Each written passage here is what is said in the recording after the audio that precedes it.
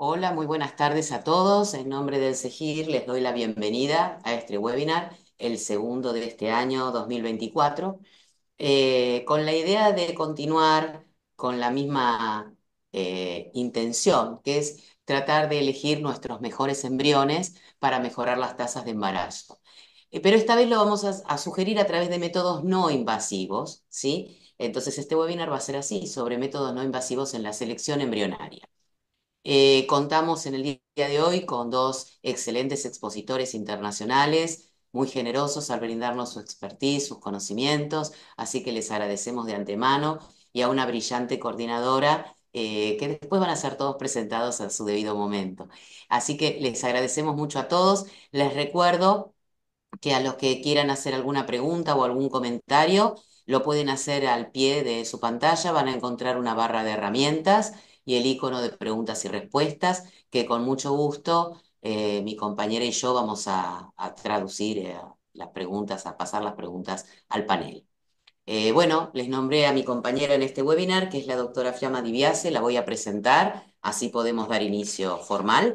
La doctora es médica ginecóloga y es coordinadora del Departamento de Reproducción Asistida de Precisión del CEGIR. Así que, Fiamma, cuando gustes, iniciamos la presentación formal y el inicio del webinar. Bueno, Doc, muchas gracias. Le damos lugar a nuestro primer expositor, que es el doctor Nabil Arach. Él es biólogo molecular y celular, cuyas áreas de mayor interés son la medicina reproductiva, el diagnóstico por NGS y las tecnologías de vanguardia. El doctor tiene dos doctorados en la Universidad de California, uno de ellos en salud pública y un máster en administración de empresas. Es fundador y CEO de Progénesis y tiene una amplia trayectoria en investigación y actualmente se encuentra realizando estudios y desarrollo de ADN mitocondrial en embriones previo a la implantación. Así que, doctor Nabil, muchísimas gracias por su tiempo y le damos lugar a su presentación. Muchísimas gracias por la invitación. Es un placer compartir con ustedes este foro científico. Hoy hablaremos de los métodos de selección no invasiva, selección de embriones, y este tema va a ser dedicado a los test no invasivos de PGTA, tanto genómico como metabólmico. La trayectoria de la tecnología en la selección de embriones empezó desde 90 con técnicas de FISH.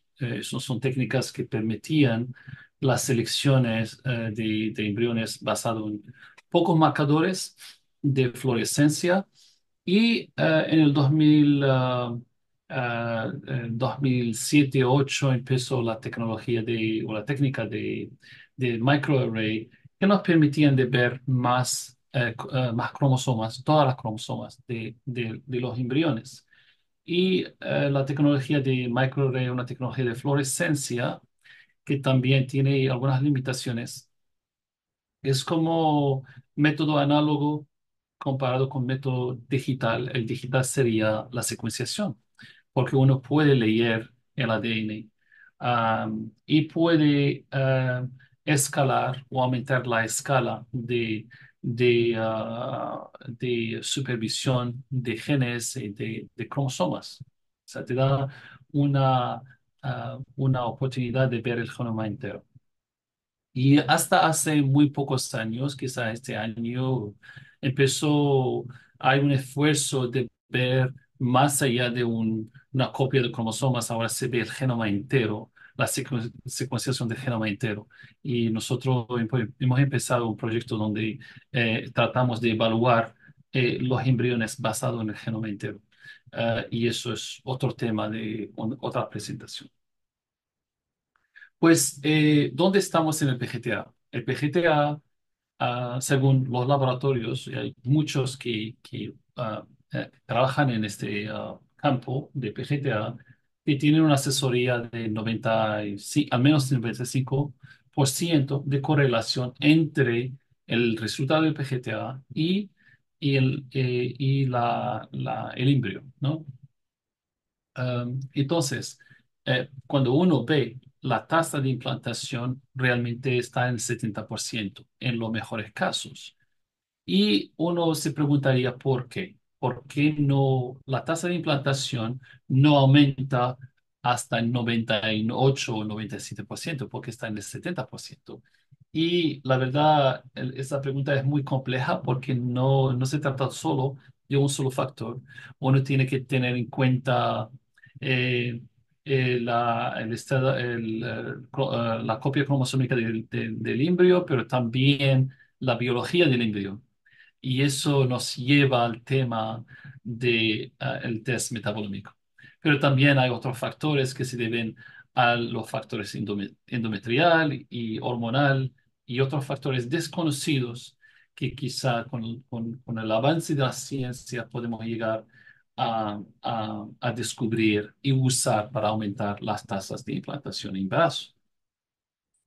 Cuando uno ve el mapa de los test no invasivos a nivel mundial, pues hay países o regiones que no usan biopsia y hay varios factores que están, digamos, tiene que ver con esa decisión. Uno de ellas es legislación. Hay algunos países que simplemente por legislación no pueden hacer biopsia, países europeos, por ejemplo.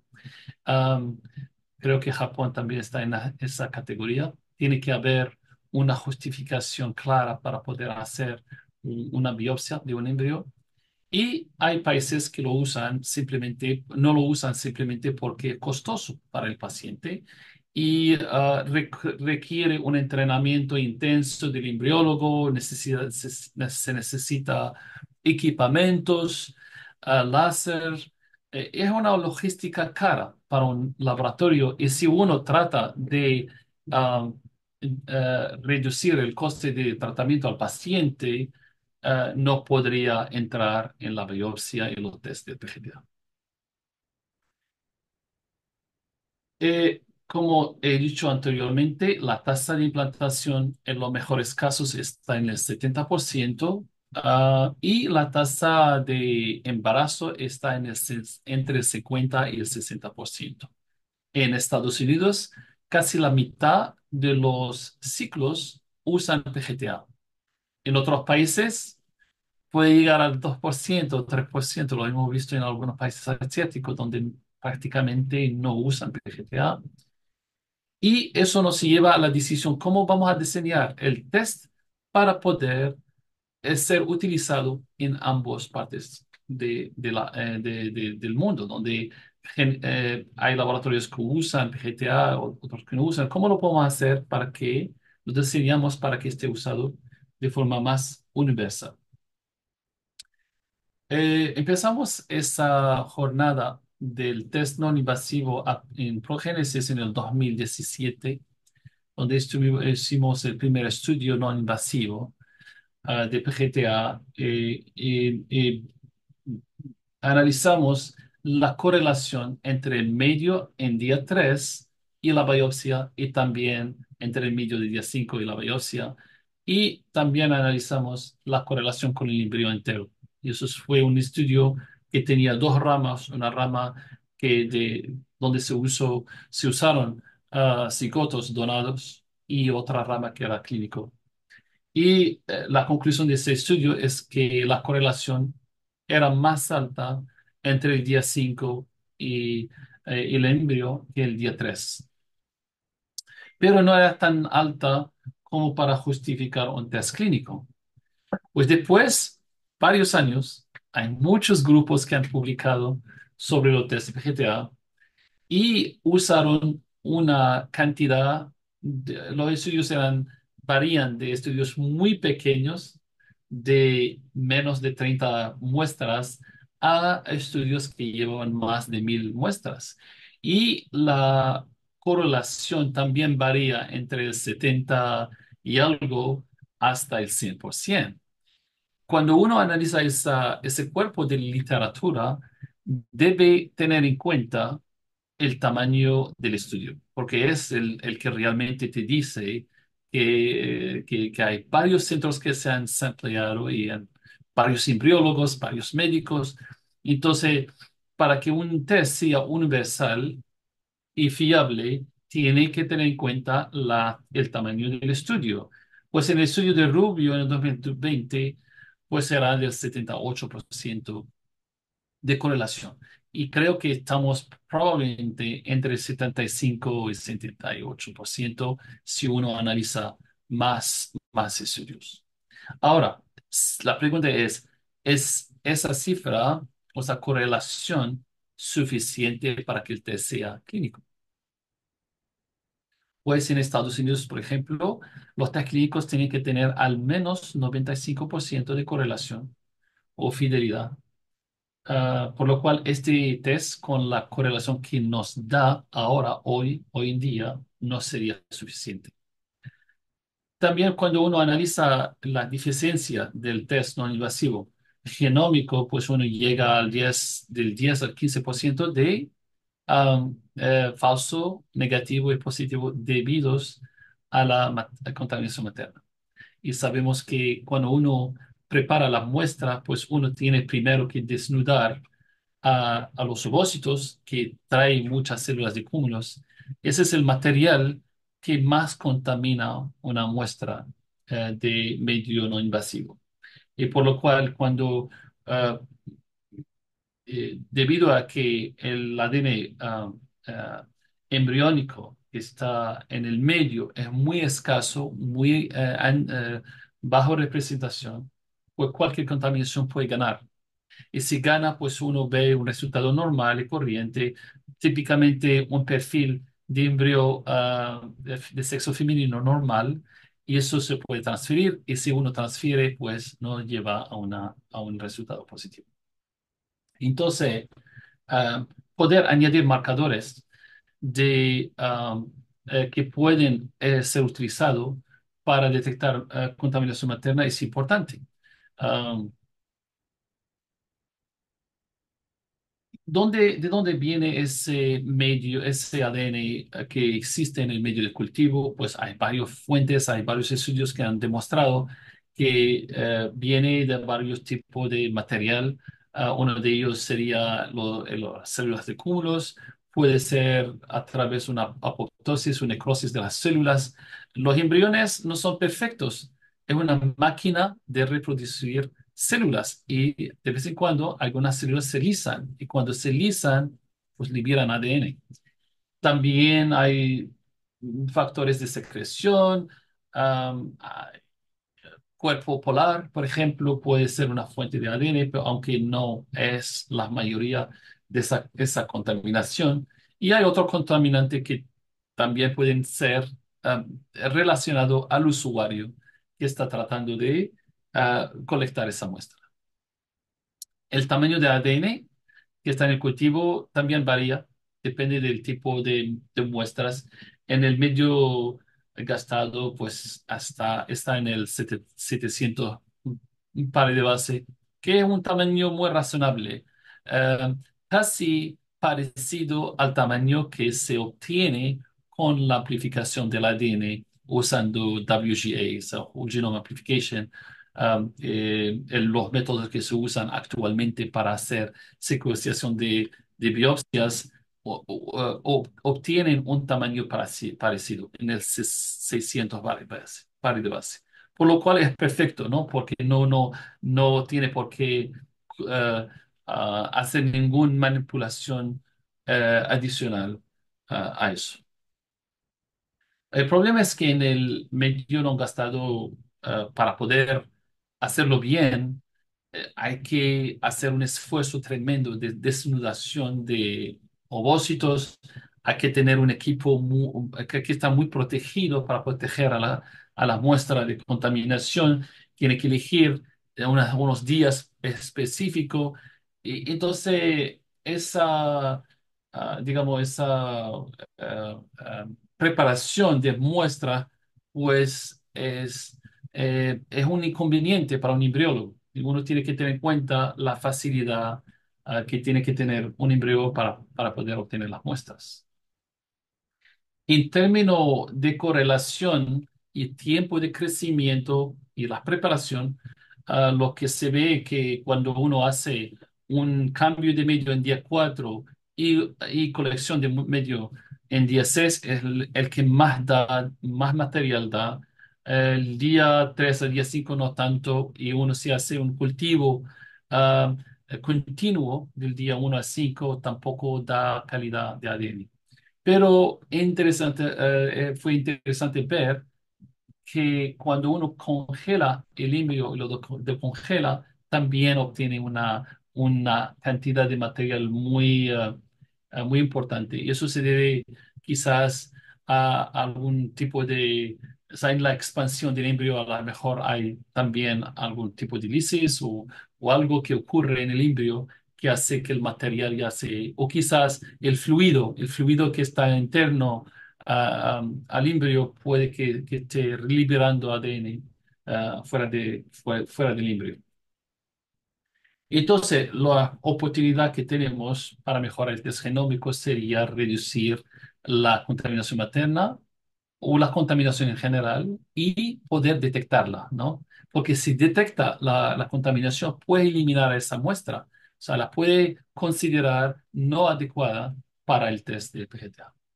Y también hay que obtener un método que es muy constante y que tiene una consistencia a través de los laboratorios, porque ahora, si tú haces análisis de medio en un laboratorio, puede tener un resultado muy diferente a otro laboratorio. Y eso porque no tenemos un método muy consistente que es compatible con la recuperación de medio gastado. Para darles un ejemplo, para poder obtener la misma cantidad de ADN embrionaria en el medio cada vez, en cada cultivo, en cada laboratorio, tiene que tener método diferente a cultivar. Por ejemplo, una analogía que sea una mala analogía, pero una analogía que puede explicar eso. Si uno usa un medio que hace una lisis mínima al embrión y se hace de forma constante, entonces uno puede obtener material genético de forma constante. Y eso no sé que no es adecuado como para mejorar la recuperación de ADN.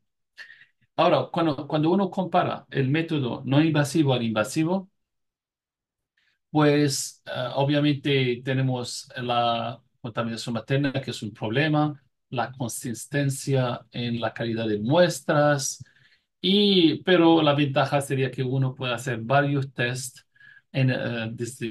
usando la misma muestra. Es una ventaja que tiene el medio gastado.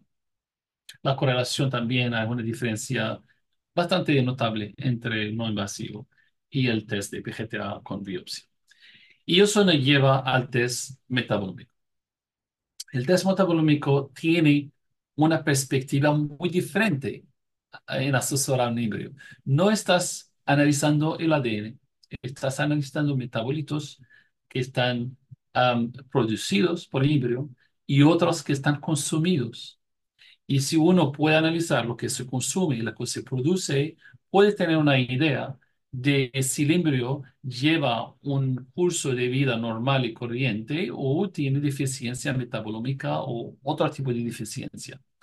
¿Y cómo se hace eso? Pues anteriormente se analizaban unos candidatos, 3 o 4 moléculas, y se usan como marcadores. Eso fue en el año 90 y tal. Pero ahora se analiza el perfil entero de un embrión, que puede ser miles de moléculas, y se usa inteligencia artificial para poder procesar esa información y hay que entrenar. Yo voy a hablar un poco de eso en las próximas diapositivas, pero lo que yo quiero decir aquí es que ahora la escala de estudios tiene un uso de datos mucho más intenso de lo que se usaba anteriormente. ¿Qué tipo de moléculas se puede ver? Pues en el medio gastado nos enfocamos en los tamaños pequeños, pero no quiere decir que no nos interesa los otros tamaños, pero uno tiene que elegir primero de forma estratégica qué es lo que se puede hacer. Las moléculas pequeñas pueden ser péptidos, aminoácidos, puede ser azúcar, puede ser algunas hormonas, cofactores como que son necesarios en el metabolismo de azúcar, en la respiración y todo eso. y algunas moléculas de estrés, porque cuando uno cultiva los embriones y no responden de forma adecuada, uno no sabe lo que está pasando ahí. Pero si uno puede analizar moléculas de estrés, puedes entender por qué algunos embriones tardan en crecer o tienen algunos problemas de desarrollo.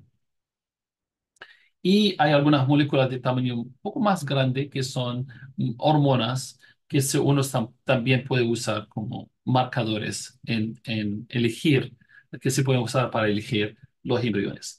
Las rutas metabolómicas son muy complejas y hoy en día no tenemos ningún método para poder saber qué rutas metabolómicas se usan en un embrión. No lo analizamos, no lo podemos ver, no tenemos ninguna idea de lo que está pasando, solo estamos manejando el crecimiento del embrión y mirando la estructura del embrión y la velocidad de crecimiento y todo eso, pero no estamos analizando el perfil o las rutas metabolómicas. Yo creo que eso es una deficiencia que tenemos en términos de ciencia, que cuando lleguemos a poder analizar las rutas metabolómicas, podemos entender porque ciertos embriones se comportan de tal forma. La tecnología que usamos para el test metabolómico es una tecnología de masa de espectrometría. O sea, usamos unos tests de espectrometría para poder identificar moléculas que existen en el medio. Y usamos un mass spec que tiene un láser. Las muestras se ionizan con un sustrato y cuando se ionizan y el láser pues lanza ese bombardamiento en las muestras, pues se liberan iones y el tiempo que tarda el ion de la muestra al sensor, el tiempo de viaje, ese tiempo determina la carga y la masa de la molécula. Y hay varios métodos. La tecnología de espectrometría es una tecnología que es muy madura, que hay muchísimos métodos para poder detectar no solo el perfil metabolómico, sino identificar moléculas exactas que existen en el medio. Y eso nos puede llevar a un nivel más allá de un escrutinio. Podemos detectar las moléculas exactas que están en el medio. Eso también tiene que ver con el control de calidad del laboratorio. Sabemos que cuando un laboratorio de embriología usa medio, no hay forma de hacer control de calidad del medio, ¿no? Lo usas el medio, o la persona reporta el número del lote y ya está. No sabemos qué componente existe en el medio cada vez que lo usamos. Pues si uno tiene un test de espectrometría, puedes hacer perfil del medio cada vez. Y no solo eso, puedes analizar composición de medio y tasas de fertilización, blastulación, etcétera. Y cada vez que te diga un lote nuevo, lo puedes analizar con masa espectrometría y determinar la probabilidad de que este medio va a ser igual de bien que el medio, que el lote que has utilizado el mes anterior. O sea, ese tipo de análisis no los tenemos ahora, pero la tecnología nos da la oportunidad de poder asesorar eso.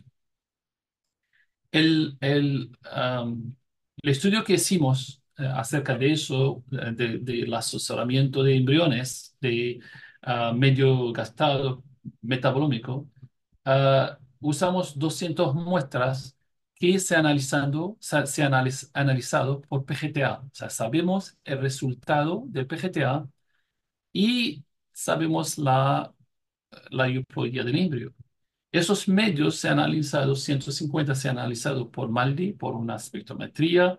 Los datos se han extraído y se hizo una normalización de los datos y usamos Machine Learning para poder entrenar estos datos. Y el entrenamiento es simplemente, tienes dos grupos, un grupo de euploide, otro aneuploide, y el programa pues ve diferencias en perfil de picos. Y Cuando el programa está entrenado, le das otro set, otro grupo de muestras para poder asesorar si el programa realmente entiende la diferencia entre euploide y haploide y aneuploides cuando analiza perfiles metabólicos. Entonces, el concepto de machine learning. Y después que este proceso se termine, uno usa un test, validación del test, o sea que le da unas muestras nuevas y ve la diferencia. Eso se hizo en 150 muestras. El resto de las muestras, 50 muestras, y usamos espectrometría de alta resolución para determinar la molécula exacta que existe en estas muestras. Este es un perfil metabolómico donde la muestra en verde es el medio de cultivo y la muestra en azul es el medio de embrión y donde se ve perfil diferente, unos picos nuevos, otros que son de intensidad más alta, menos alta. Y eso lo que usamos es analizamos cada pico, todos los picos en conjuntos, que son aproximadamente 1000 picos por muestra. Y este es el modelo que usamos para Machine Learning. Y usamos varios modelos de inteligencia artificial y comparamos varios modelos para ver qué modelo nos ofrece la fidelidad más alta. Y llegamos con este estudio al 90% de concordancia, quiere decir que podemos predecir si un embrión es euploide o aneuploide con una fidelidad del 90%. Ahora, eso sí es un sitio más pequeño, y hay que hacer un estudio más amplio, pero la idea está ahí. Ahora, si uno compara estos resultados con lo que sabemos, resultados que sabemos del PGT no invasivo, pues se ve que el test de no invasivo metabolímico tiene menos deficiencia que el test genómico porque no usa ADN, no necesita ADN que esté presente o no. Y las moléculas de metabolitos están siempre presentes en el medio. No van a ningún sitio, están en el medio, ¿no? Entonces, esa consistencia que discutimos anteriormente en el medio gastado no parece ser un problema. Ahora, uno puede usar este mismo medio para asesorar el genómico y el metabólico al mismo tiempo. O sea, no debe restringirse en un solo test. Estas moléculas que nosotros hemos analizado pueden ser marcadores para poder asesorar los embriones. Si uno realmente tiene un perfil completo de moléculas que son moléculas marcadores, eso lo puede usar para hacer escrutinio de embriones de buena calidad. Al final, lo que vamos a ver en el término de escrutinio de embriones, vamos a hacer quizás una combinación de genómico metabolómico. Cuando yo hablé del mapa del uso del test a nivel universal, si el laboratorio usa PGTA con biopsia, puede combinarlo con el test metabolómico. Pero si el laboratorio quiere usar no invasivo totalmente, también puede combinar el no invasivo metabolómico y el genómico. O sea, depende del objetivo del laboratorio.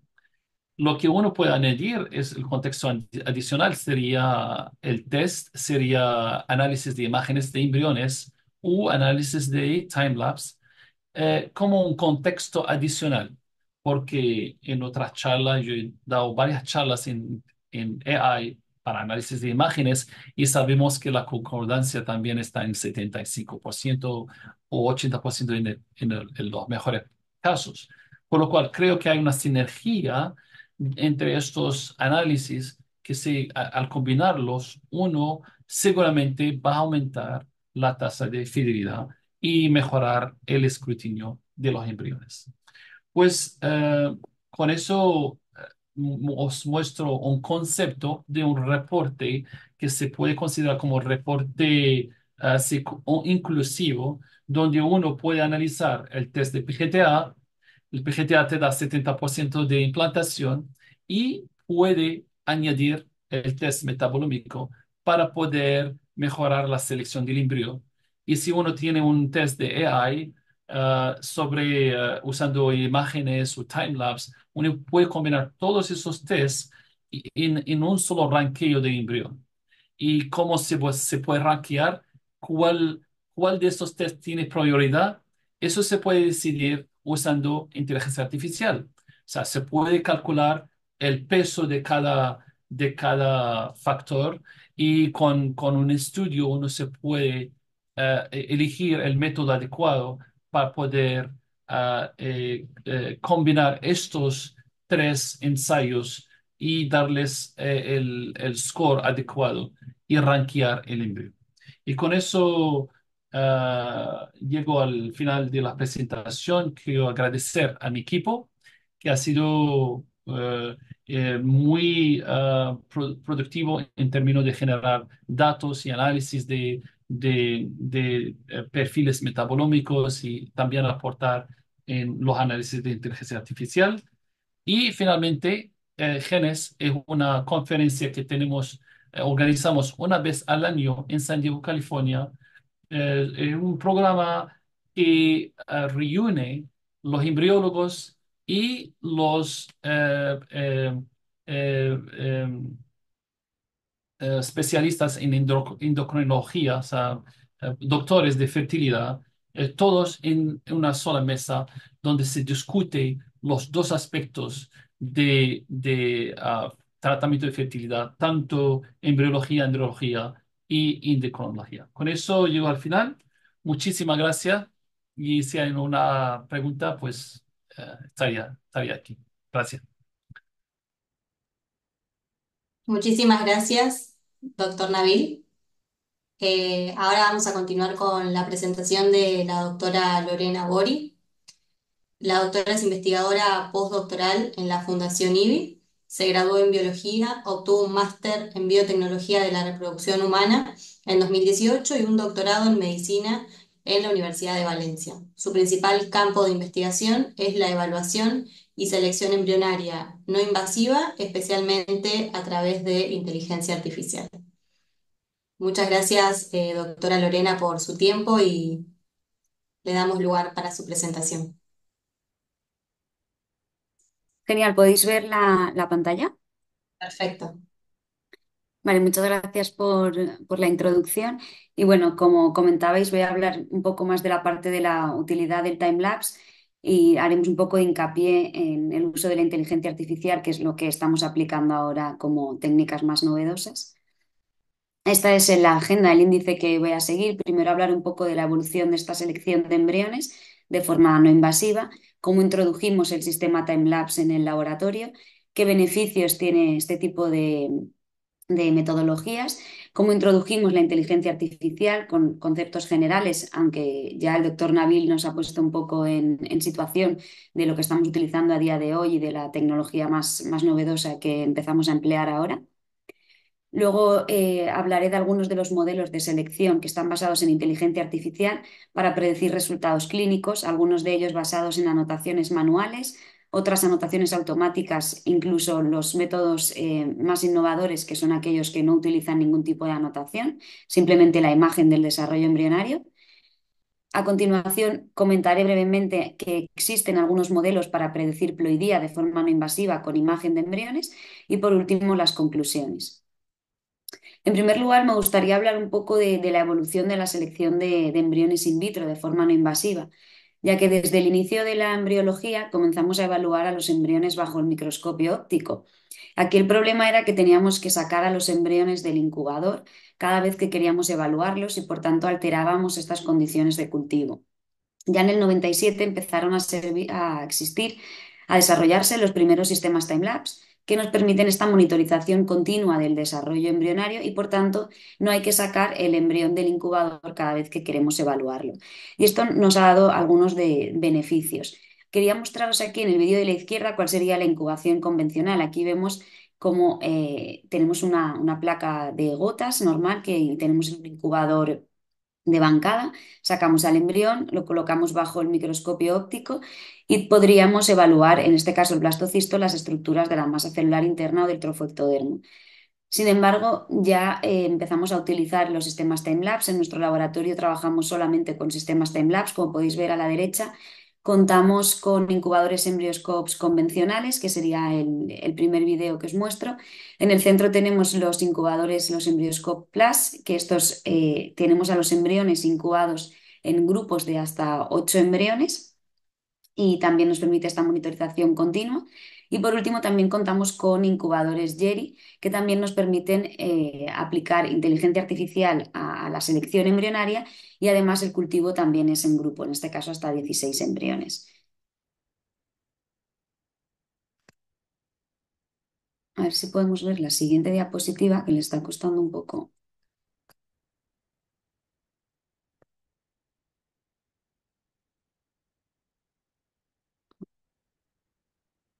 Si no, cierro la presentación y la vuelvo a abrir porque parece que ha habido algún problema con...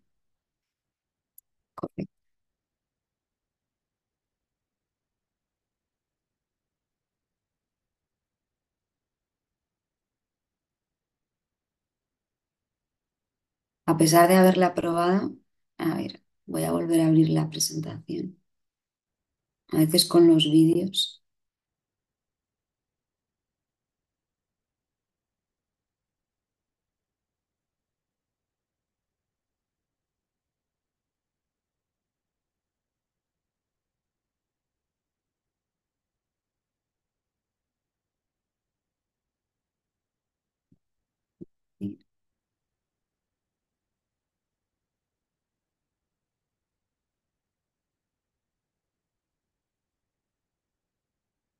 ¿Podéis verlo? Y ahí vemos perfecto, doctora. Perfecto. Bien, entonces algunos de los beneficios que tienen el uso de los sistemas time-lapse, en primer lugar, es que tenemos unas condiciones de cultivo más estables. Hicimos un estudio en el que calculamos el tiempo de recuperación de los parámetros como el oxígeno, el dióxido de carbono, y lo que vimos es que cada vez que abríamos menos el incubador, tardábamos menos en recuperar estas condiciones óptimas de cultivo. Además, tenemos un análisis más detallado del desarrollo embrionario. Sabemos que en pocas horas, 1 o 2 horas, la imagen, el aspecto de un embrión puede cambiar. No siempre a un número mayor de células, sino que incluso pueden haber divisiones reversas que nos estamos perdiendo. En la primera imagen veis que el embrión pasa en menos de 2 horas de 5 a 4 células y en las imágenes inferiores de 4 a 2 células. También hemos visto esto a la hora de evaluar la fecundación. Hay embriones que podrían estar mal, digamos, evaluados porque en un momento dado del desarrollo embrionario podemos ver 2 pronúcleos, en este caso estamos viendo 3. Si viéramos el desarrollo embrionario en un momento único, por ejemplo aquí, podríamos confundir y evaluar el embrión como un cigoto con 2 pronúcleos. Y lo mismo ocurre con las divisiones celulares. Hay eventos que parece que el embrión vaya a dividir la célula y luego es una falsa división y vuelve a formarse la misma célula. Todos estos eventos que son un poco caóticos en el desarrollo embrionario, si no contamos con sistema time-lapse y lo evaluamos en momentos puntuales, podemos estar perdiéndonos el evento del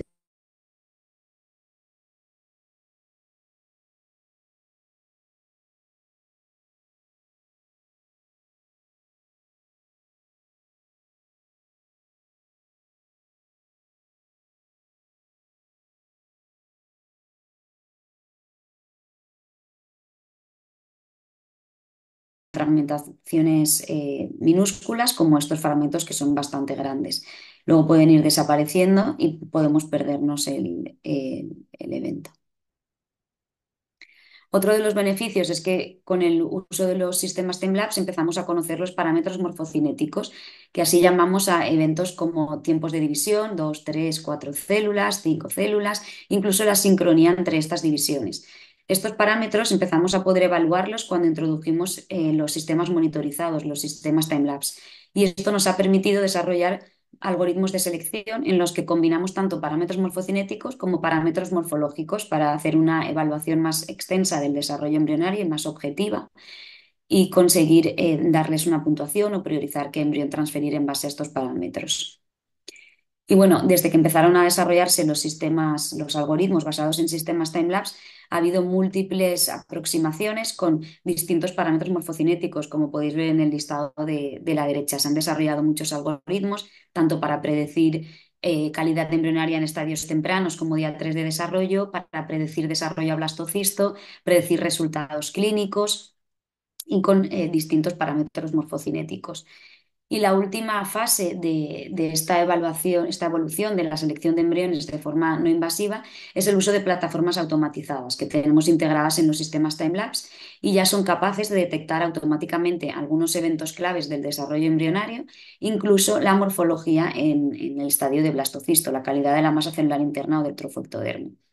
Y es aquí cuando empezamos a hablar de inteligencia artificial, que ahora utilizamos en muchos aspectos de nuestra vida, pero a veces nos suena un poco a magia y no sabemos de lo que estamos hablando realmente.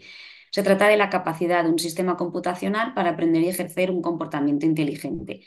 Y en realidad no es nada nuevo, porque ya en la medicina hay reportes, hay informes desde el año 1964 de uso de inteligencia artificial en medicina, sobre todo para análisis de imagen. Empezaron con faringe y ya en la embriología es cierto que ha llegado un poquito más tarde. Empezamos con clasificadores bayesianos, que son los menos complejos, pasamos a árboles de decisión y los más complejos y los que estamos acostumbrados a oír a día de hoy serían el Machine Learning y el Deep Learning.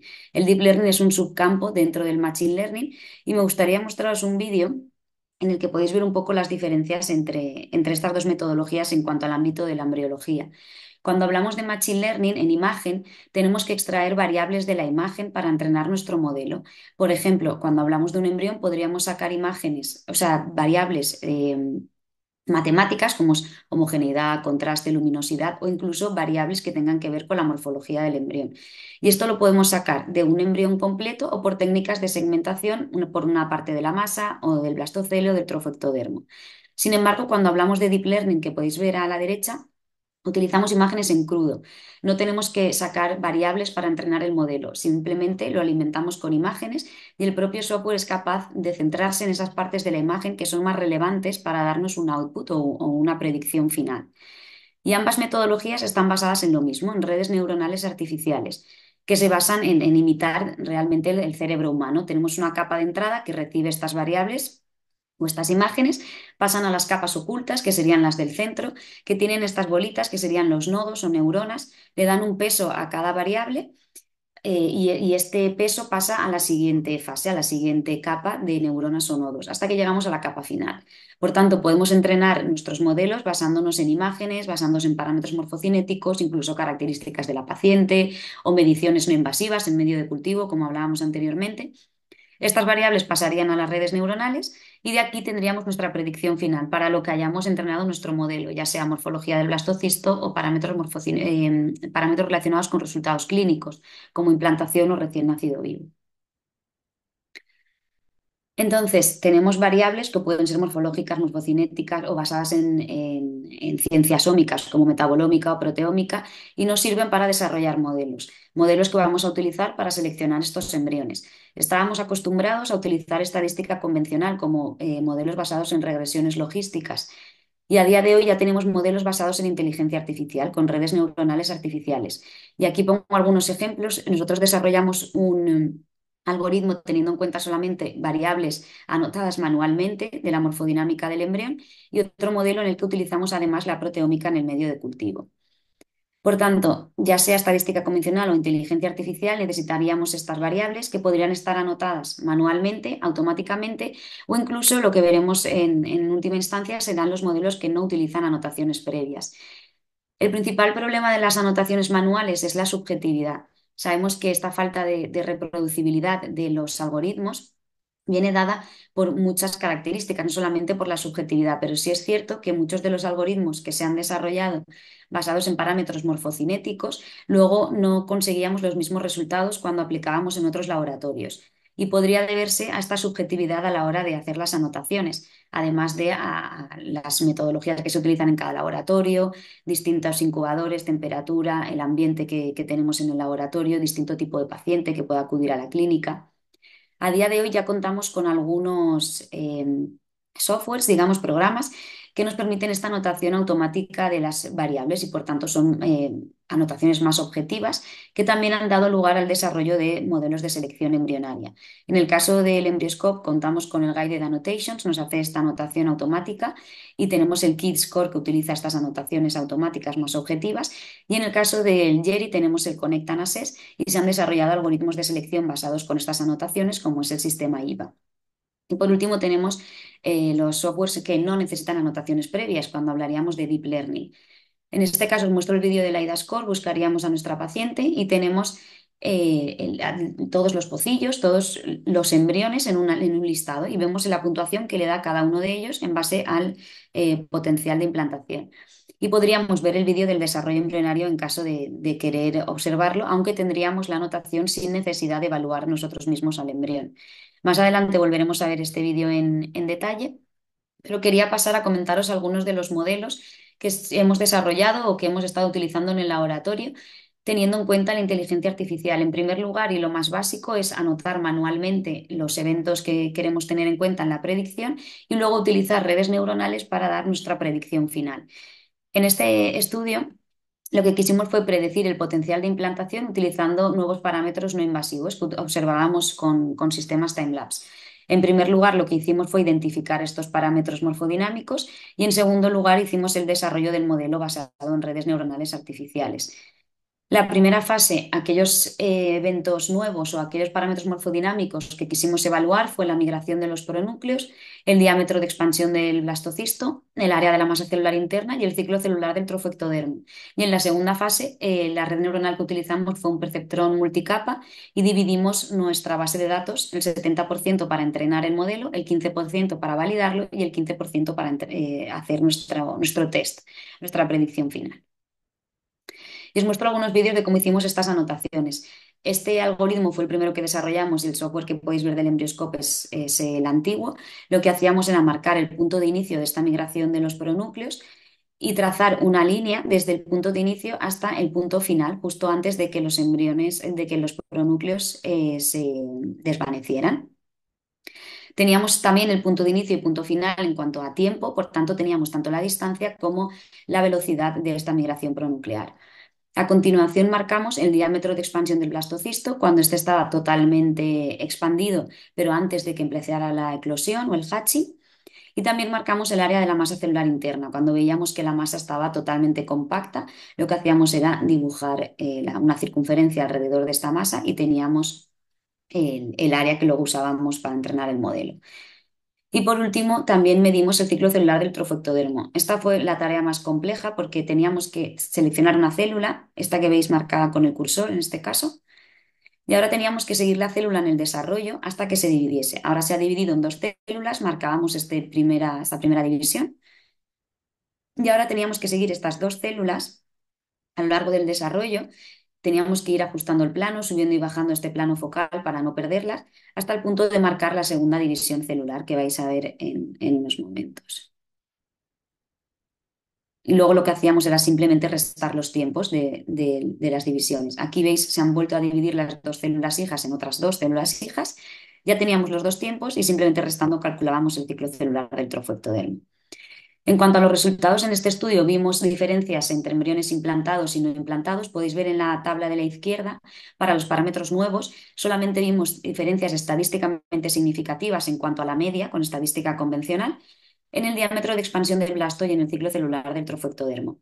Sin embargo, hicimos esta diferencia entre implantados y no implantados con todos los parámetros morfocinéticos habituales que marcábamos en el laboratorio: extrusión del corpúsculo polar, aparición de pronúcleos, desaparición, tiempos de división, etc. Y aquí vimos otras variables que también fueron significativas entre implantados y no implantados, como el tiempo de división a 4, 6, 7, 8 células, las que están marcaditas bajo con el asterisco: 9 células, inicio de compactación, mórula, inicio de blastulación, blastocisto y blastocisto expandido, además del diámetro de expansión y el ciclo del trofo.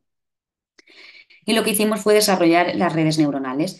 En este caso hicimos 4 arquitecturas de red neuronal. Esto significa que utilizamos el mismo modelo de redes neuronales, pero vamos a alimentar o a entrenar nuestro modelo cada vez con distintas variables. En primer lugar, utilizamos la morfocinética convencional. la que se había utilizado en el laboratorio hasta ese momento, desde la extrusión del segundo corpúsculo polar hasta el momento en el que el embrión hacía hatching o eclosionaba.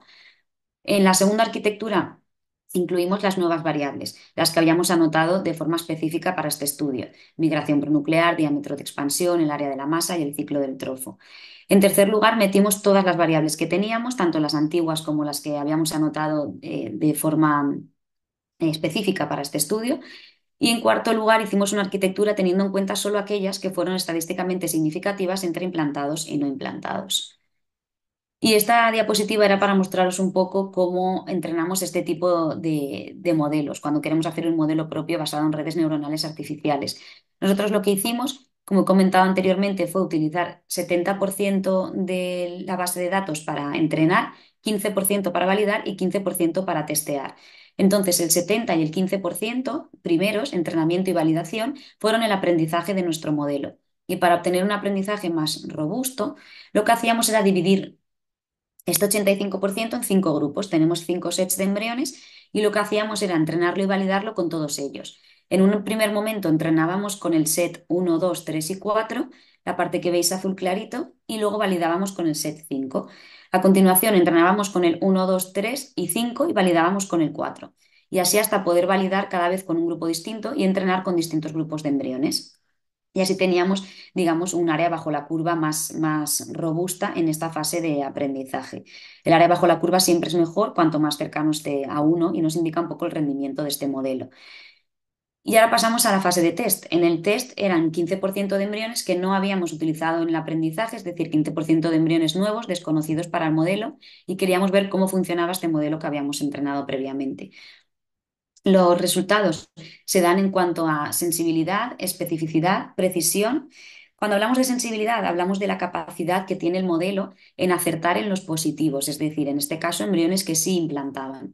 La especificidad nos daba el porcentaje de acierto o cuál era la capacidad para acertar en la clasificación de los embriones negativos, en este caso, implantación negativa. La precisión es en la clasificación general, cuántas veces aciertan clasificar a estos embriones en implantados o no implantados. El F-score es una métrica que utilizan más en matemáticas, nosotros no la utilizamos mucho, pero tiene en cuenta sensibilidad y precisión. Y por último tenemos el AUC, el área bajo la curva ROC, que nos da el rendimiento del modelo. Cuanto más cercano esté a 1, mejor es este rendimiento. Y lo que vimos fue que la mejor arquitectura fue la tercera, los resultados que veis marcados en negrita, más oscuros. En este caso vimos que había un mejor balance, un mejor equilibrio entre sensibilidad y especificidad, y que el área bajo la curva era la más elevada, de 0,77. Por tanto, teniendo en cuenta todos los parámetros, teníamos mejores resultados que teniendo en cuenta solo la convencional, solo los nuevos o solamente aquellos que fueron estadísticamente discriminativos. Y para que veáis cómo podemos aplicar este tipo de algoritmos que hacemos en casa, digamos, para el laboratorio, simplemente desarrollando una aplicación. Este es el escritorio que tenemos en el laboratorio, un escritorio de un ordenador normal. Hacemos una aplicación con MATLAB y aquí veis una aplicación súper sencilla.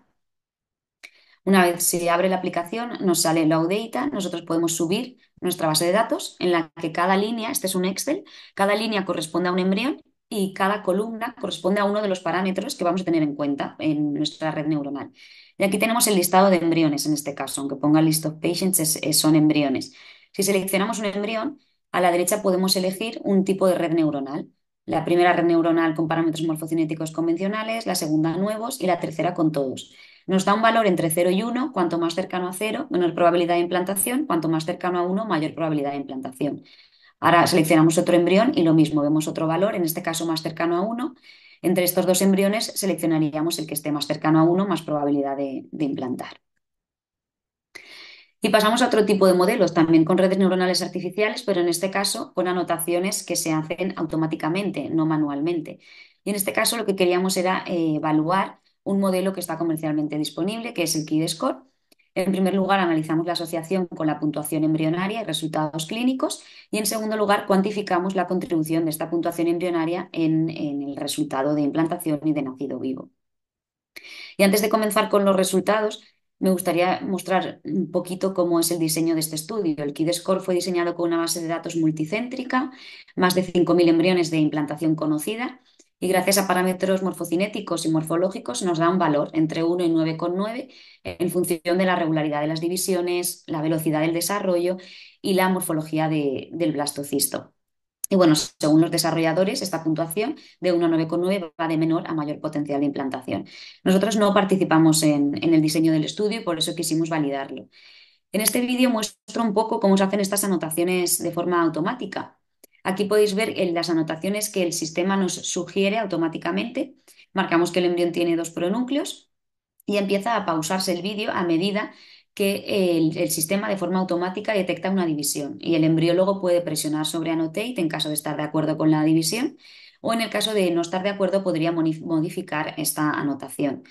En el caso del KID-Score, que utilizamos estas anotaciones automáticas, tenemos en cuenta tiempo de división a 2, 3, 4 y 5 células, el tiempo de blastocisto y la formación o la calidad de la masa celular interna y del trofectodermo. Cuando cambiamos de pestaña, Compare and Select, podemos ver en la tabla todos aquellos embriones que estaban incubándose o cultivándose de esta paciente, en esta cohorte, y podemos ver el valor para cada parámetro que tiene en cuenta el algoritmo. Y justo abajo nos muestra los 4 pocillos, los 4 embriones que consiguieron la mejor puntuación para esta cohorte de embriones. Bueno, la validación la hicimos con 1.678 pacientes que nos dieron lugar a 1.952, como veis a la derecha, transferencias de un único blastocisto. En esta validación incluimos tanto transferencias embrionarias en día 5 como 6 de desarrollo, transferencias de embriones en fresco y transferencias de embriones que habían sido previamente congelados y descongelados. E incluimos pacientes del programa de donación de ovocitos y pacientes con ovocitos propios, tratamientos convencionales y tratamientos con diagnóstico genético preimplantacional.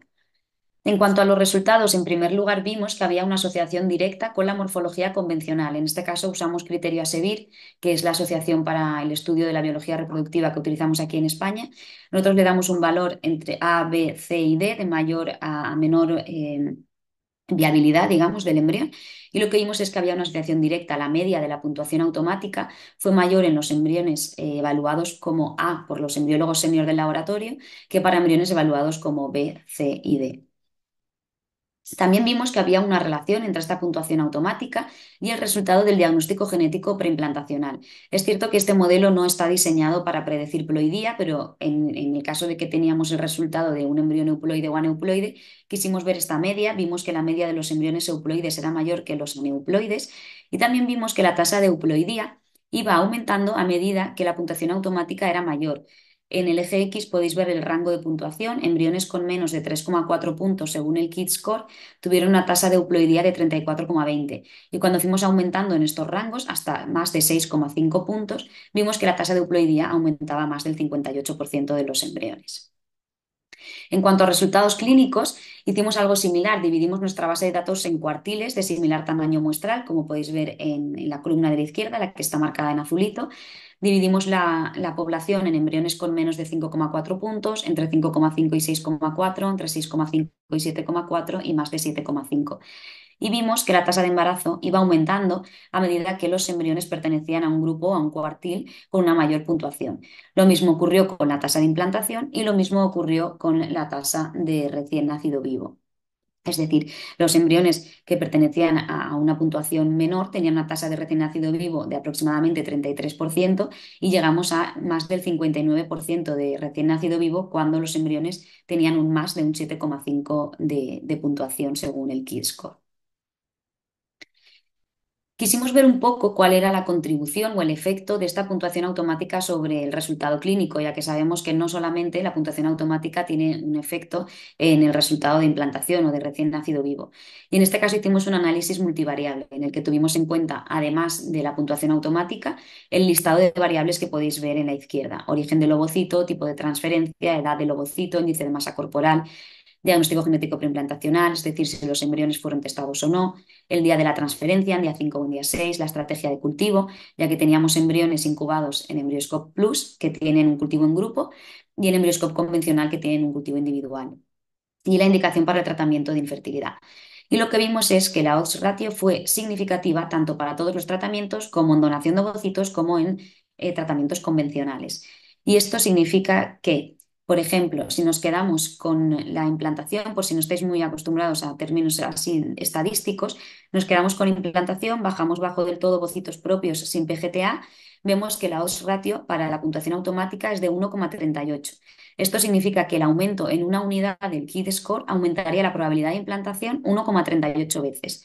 Y si pasamos a la parte de recién nacido vivo, en este mismo grupo aumentaría 1,46 veces la probabilidad de tener un recién nacido vivo si el embrión tiene una puntuación de una unidad mayor que otro embrión de su misma cohorte. Y pasamos un poco a este tipo de sistemas en otros incubadores, como son los incubadores Yeri. Aquí podéis ver lo que es una placa del Yeri. Tenemos 16 pocillos que corresponderían a 16 embriones de una paciente que tiene los embriones incubados en el sistema Yeri. En la pestañita verde que tenemos abierta ahora tenemos el ASES 1.3. Aquí se hacen todas las anotaciones manuales. Ya introdujeron la inteligencia artificial para desarrollar anotaciones automáticas, que sería la pestañita que vemos en azul. Aquí lo que hacen es dividir estas puntuaciones estas anotaciones, digamos, en distintos grupos en función del desarrollo del embrión. Y aquí la puntuación automática. Podéis ver que de forma automática hay un parámetro estimado por el software y en caso de no estar de acuerdo podríamos modificarlo y aparecería en la columna de la derecha. Este sistema además nos pone una señal de alerta en el caso de que tengamos una puntuación que está fuera del rango óptimo según los desarrolladores digamos, de este sistema de anotación automática. Y el sistema que tenemos en los incubadores Yeri, el primero que tuvimos en cuanto a inteligencia artificial fue el EVA.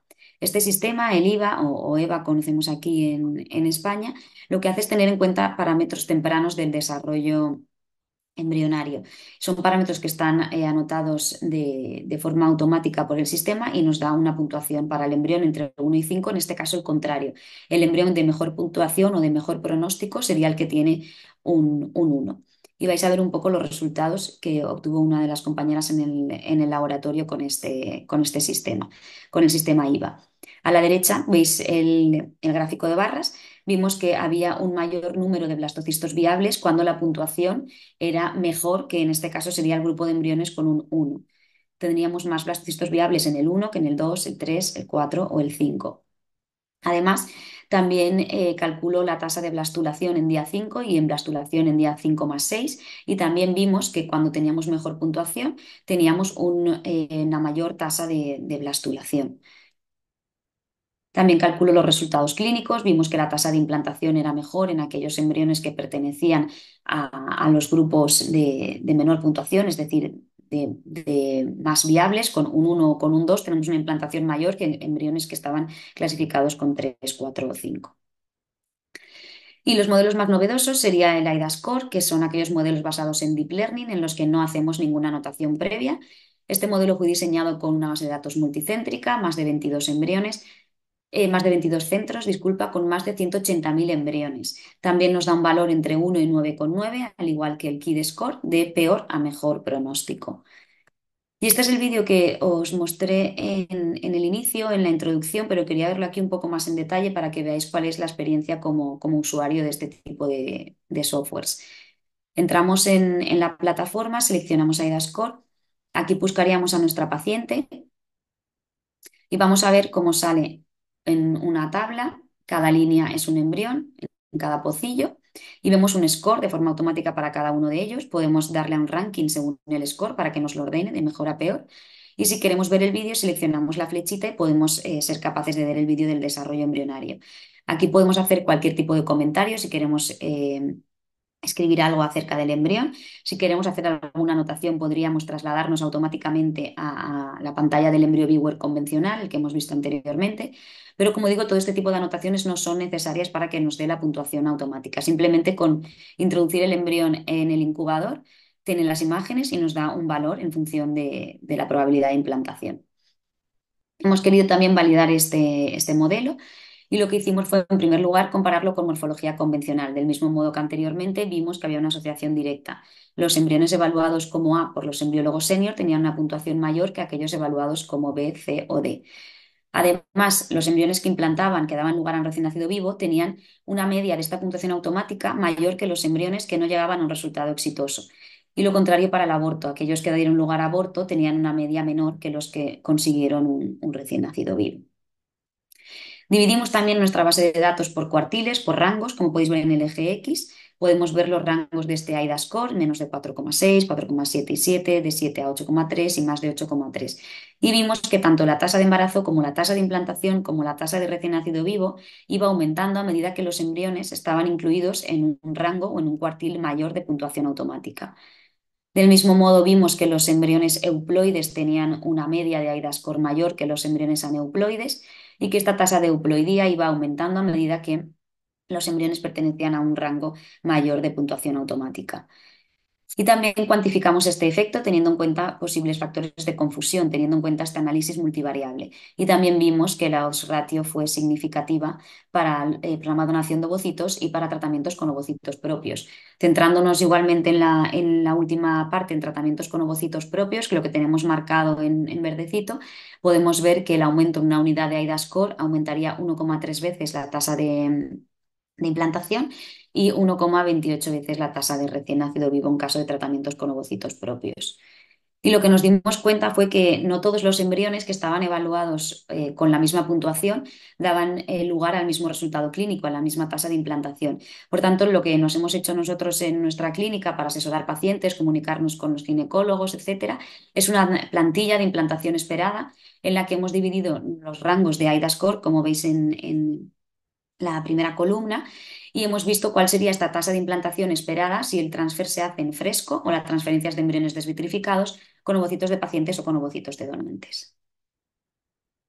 Y bueno, llegamos a la concordancia con el embriólogo. Hemos visto qué grado de acuerdo tenemos nosotros con la inteligencia artificial. Esta concordancia fue mayor con el KID-score que con el AIDA-score.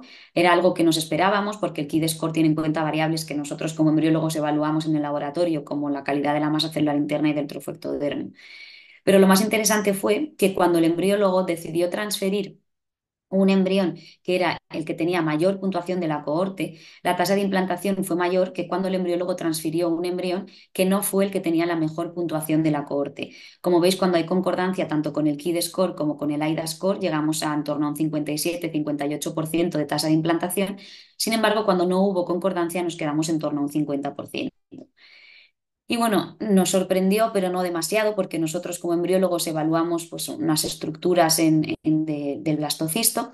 Sin embargo, la inteligencia artificial se basa en visión computacional, tiene en cuenta una imagen como una matriz de píxeles. Como podéis ver aquí, él está viendo numeritos. Este sistema no está viendo un trofectodermo o una masa celular interna, está viendo números que son intensidad de estos píxeles. Por tanto, cambios entre fotogramas consecutivos, cambia esta intensidad de los píxeles y puede estar detectando patrones que pueden ser comunes en embriones que implantan y no en embriones que no implantan, como podría ser común en embriones euploides y no en embriones no euploides o aneuploides. Por tanto, puede estar detectando nuevos marcadores que nosotros como humanos no seríamos capaces de ver.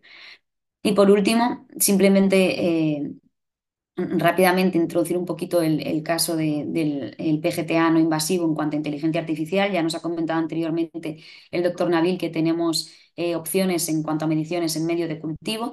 Sin embargo, también han habido nuevas aproximaciones con inteligencia artificial, con análisis de imagen. Y bueno, sabemos que transferir un embrión aneuploide es la principal causa de fallo de implantación, aborto o defectos congénitos. A día de hoy lo más común es hacer una biopsia embrionaria, tiene sus limitaciones que son, necesitamos expertos, necesitamos un equipamiento que es bastante caro, digamos, y hay que mantener la viabilidad del embrión. Además, tenemos embriones mosaicos en los que podemos biopsiar células que son tanto normales como anormales. Así que una de las vías que se está ahora mismo estudiando para hacer un análisis no invasivo, además del medio de cultivo, es el análisis por imagen. Y aquí veis uno de los sistemas que hemos tenido la suerte de probar en el laboratorio, que es Light Whisperer. En este caso, se basa en análisis de imagen teniendo en cuenta una única imagen estática del blastocisto. Aquí podéis ver cómo es la experiencia del usuario, cómo introducimos nosotros los digamos, identificadores de la paciente. Y luego vais a ver cómo introducimos las imágenes. Simplemente seleccionas las imágenes de los blastocistos que quieres evaluar. Tenemos una carpeta abierta y podemos arrastrar las imágenes y ver cómo se le da un valor. Este sistema, además de para genética, también tiene un módulo para viabilidad. En este caso estamos viendo cuál sería el módulo de viabilidad. Nos da un valor entre 0 y 10. Sería mayor la viabilidad de los embriones con una puntuación más elevada. Y podéis ver, podemos arrastrar todas las imágenes de la cohorte que queramos evaluar.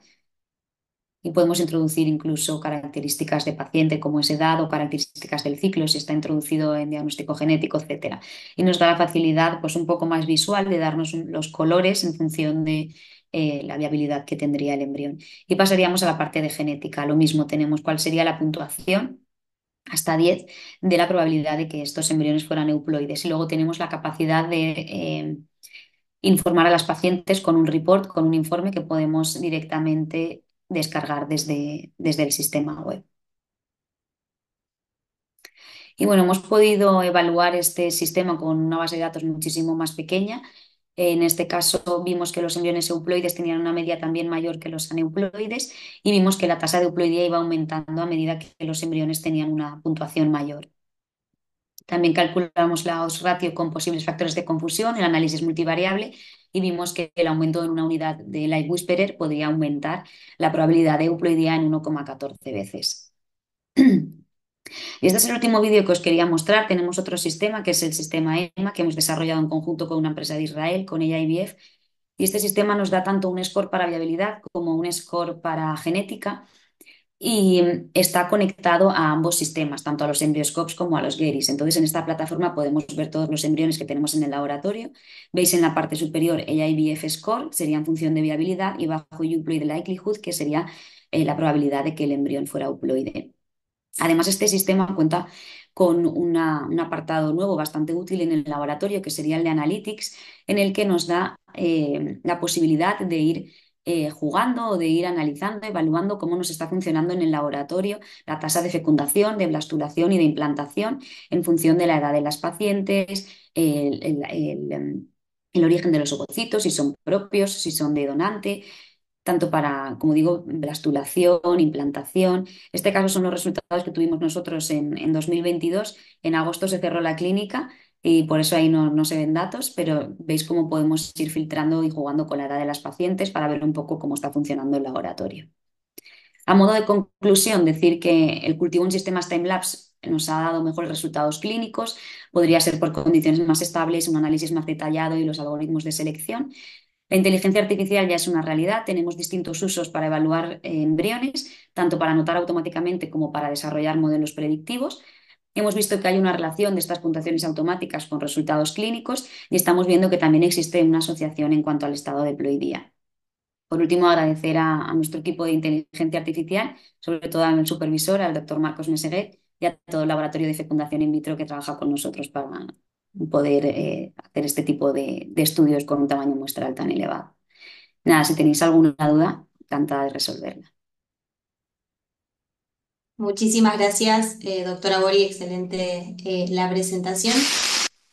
Me gustaría presentarles a quien es nuestra discutidora, la licenciada Florencia Nodar. Ella es bióloga molecular y directora del Laboratorio de Embriología de SIGIR. Primero quería agradecerles tanto a la doctora Lorena como al doctor Navi.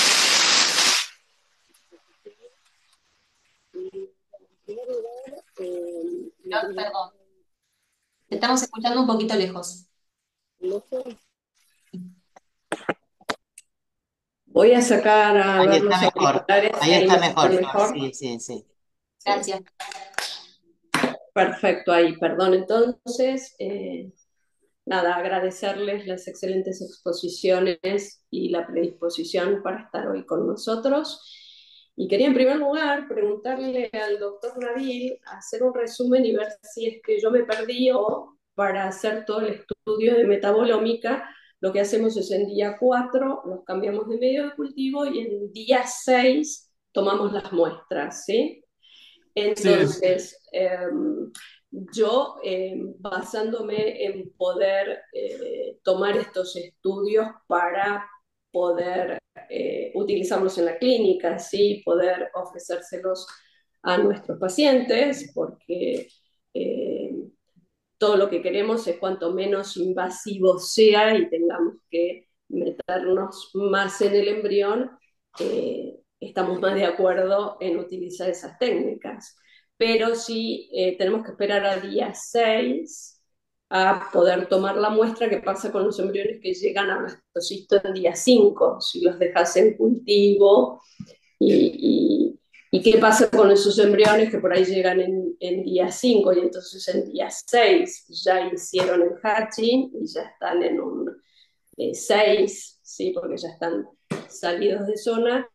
¿Qué resultados tenés en cuanto a la implantación de esos embriones? No, muchas gracias. Cuando yo decía 4 a 16 sería ideal, yo me refería al test genómico.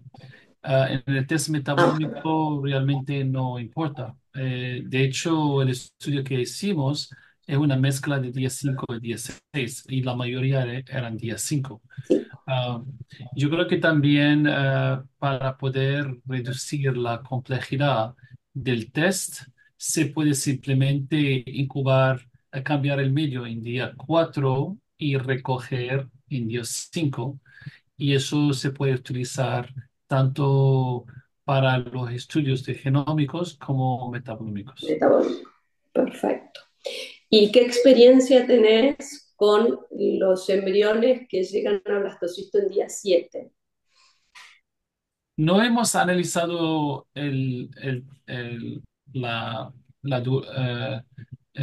digamos, por día, no hemos hecho ese tipo de análisis. No sabemos la diferencia entre día 5, día 6 y día 7.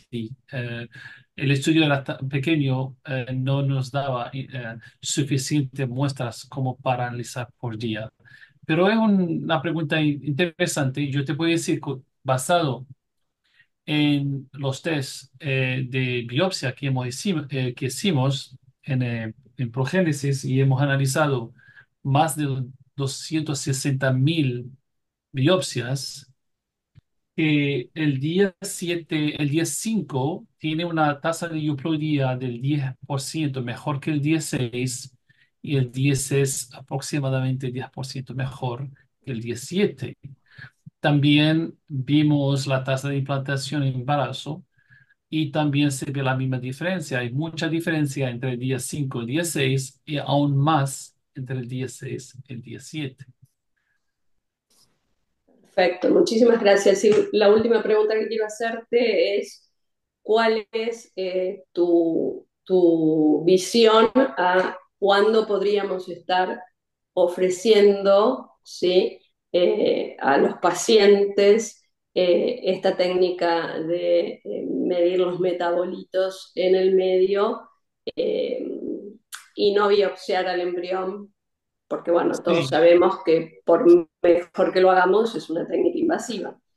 sí, estamos en el proceso de abordar clínicas que tienen interés en validar eso en su clínica. Y cuanto más muestras recuperamos, tendríamos mejor fidelidad y mejor aseguranza de que el test nos reporta la mayor fidelidad posible. Ajá. Eh, y en este proceso, pero yo me imagino que va a ser en términos de 6 meses o algo así. Si recuperamos suficientes muestras, tendríamos suficiente como para asesorar. Ah, hay que también distinguir entre tener un test universal para todas las clínicas y tener un test que funciona en cierto ambiente. Como sabemos que el test metabolómico tiene también su particularidad en el sentido de que cada laboratorio tiene un ambiente un poco diferente, unos medios diferentes, una población de pacientes diferente, quizá un estímulo diferente. Y hay que tener eso en cuenta. Entonces, lo ideal sería asesorar los algoritmos de inteligencia artificial a nivel de clínica y a nivel de grupos de clínicas y ver si son parecidos, si Claro, podemos llegar a una solución universal. exacto, y sería un método de screening. Sí, sí. Bueno, muchísimas gracias por tu participación. No sé si hay preguntas del público, chicas. Por Yo ahora no. tengo, Flor, eh, creo yo, para la doctora Bori. Bueno, a mí me parece sumamente interesante la aplicación de diferentes estrategias no invasivas, ¿no? Para evaluar la calidad embrionaria.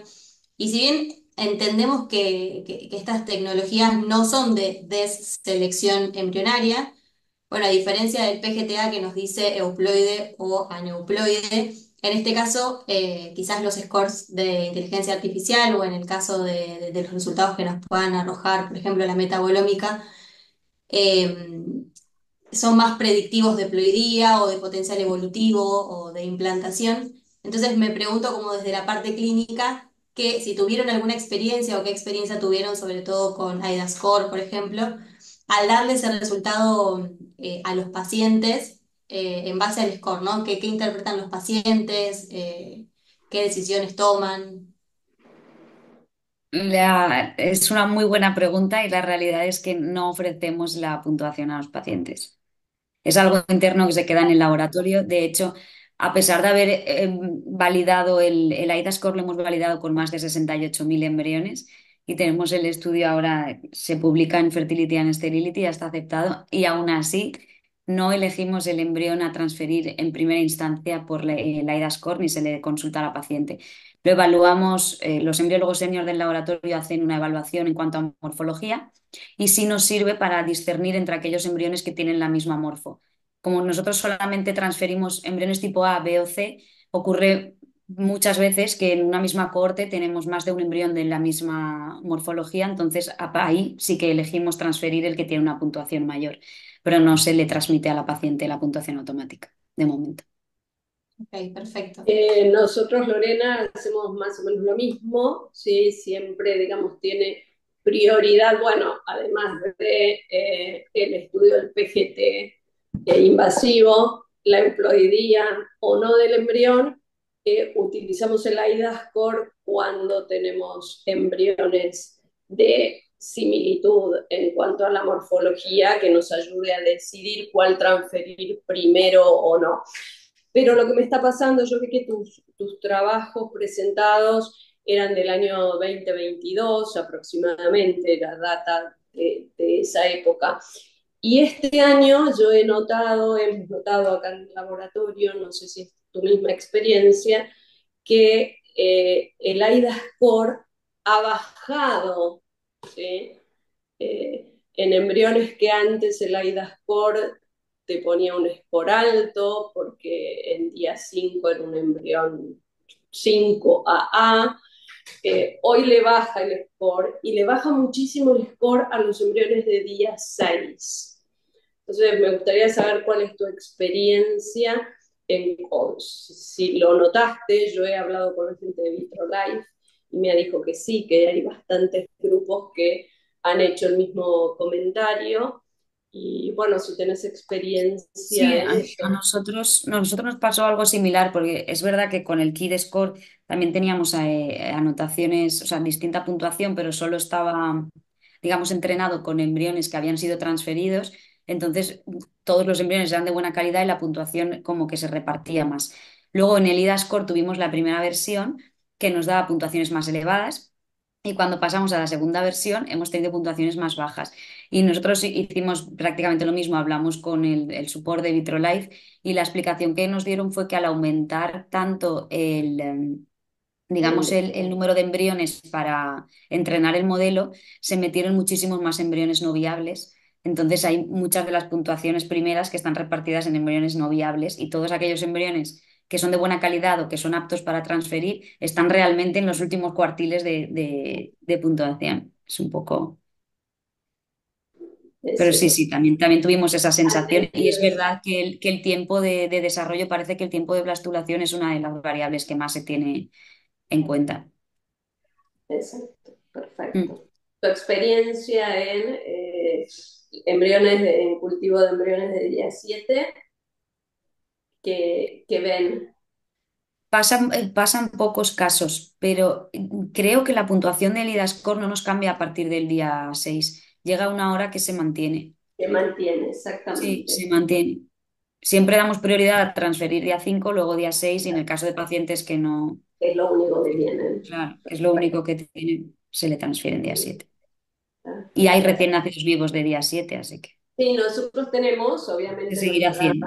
estadística es menor Claro, y obviamente siempre elegimos día 5, luego día 6 y si lo único que tiene es día 7, pero tenemos transferencias y nacidos vivos con embriones euploides, ¿no?